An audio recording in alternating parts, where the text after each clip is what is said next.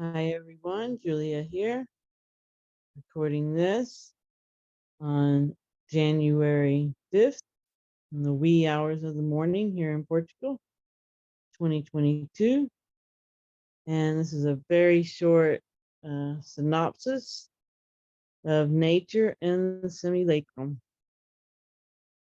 So how can nature not be real? Because nothing is real. Current science reports that an atom, thus everything, is 99.999999999% empty space. This and many other findings are solid support for simulation theory.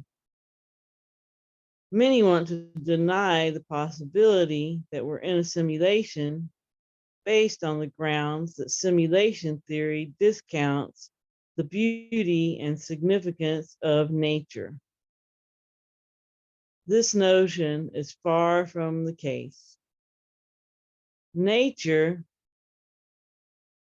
which we are a part of, is very significant to developing our immortal personalities.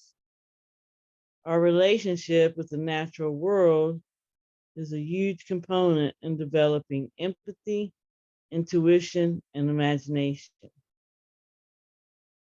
So, if we're immortal personalities utilizing these avatars for a brief period, then I think personalities that inhabit parts of physical nature as well are possible.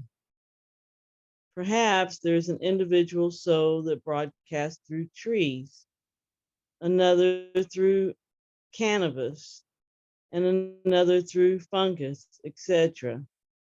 Anyone who ingested entheogens can attest to spirits existing in nature. The indigenous people of Brazil teach that Mother Ayahuasca is the immortal personality housed in this plant who taught them the purpose or secret of every other plant. Immortal personalities are powerful entities and can broadcast via various mediums should they choose, including animals and even water. Ken Wheeler at Theoria Apophosis teaches that the geometry and physical properties of the water molecule are what allows our immortal personalities the ability to broadcast via these avatars. Perhaps if water is present, then an immortal personality can occupy that entity, whatever form it might take. Parts of nature could be strictly programming, like insects and even amphibians and reptiles. Mammals, including us, which are also part of nature, have the ability to house immortal personalities. However, all mammals do not necessarily house immortal personalities. And again, immortal personalities can inhabit any form should they choose to. It's probably just more advantageous to occupy avatars that have lots of opportunity to make choices, since that's how we best develop our immortal personalities. Jason speculates that our central nervous system is a key component in allowing us to experience this very real seeming virtual reality. He teaches that the central nervous system also acts as a filter, allowing us to experience this reality stream exclusively and not be overwhelmed by observing the plethora of overlapping data streams that exist simultaneously. Jason and others say that many parts of this reality are strictly background.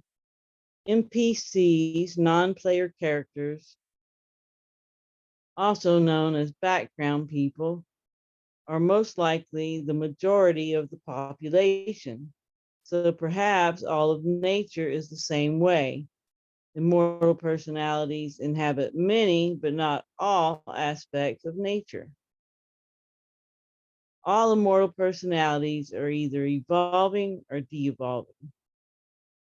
Some are here this go round to primarily help others, while others are here learning hard lessons to strengthen their immortal personality. Our time here, even if it's numerous lifetimes, is actually very brief, but very significant to our development. This beautiful, magical, amazing, biosentient, holographic containment field that we're privileged to inhabit and interact with is a monumental opportunity. Those that arrive at this gnosis have the capability to grow in leaps and bounds just by being privy to this intel. Many extraordinary immortal personalities are here with us in all forms. And the best part is that no one really gets hurt and we all get out alive. We should enjoy nature and each other as we navigate the lessons of this extraordinary experience. Now go hug a tree. It may be someone you know. So thanks for listening. And I hope you have a great morning, afternoon, or evening, wherever you are. Please comment, subscribe, and share.